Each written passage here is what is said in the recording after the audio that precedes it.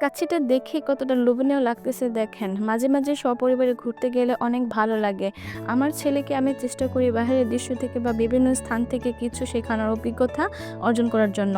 এতে করে শিশুদের নাকি ব্রেনের বিকশিত হয়।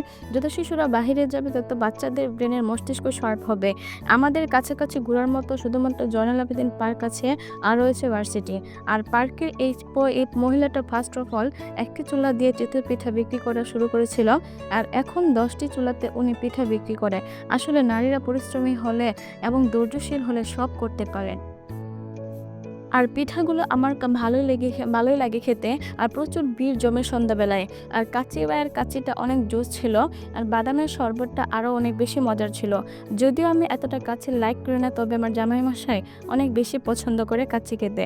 আর আমার ছেলেটাও দেখেন মাশাআল্লাহ মহা খুশি। আর এইভাবে হুটহাট ঘুরতে গেলে অনেক খুশি লাগে। বিশেষ করে ছেলেকে আর হাসব্যান্ডকে নিয়ে ঘুরতে আরও অনেক ভালো লাগে। কাচ্চি ভাইয়ার রেস্টুরেন্টটি অনেক সুন্দর করে ডেকোরেশন করেছে।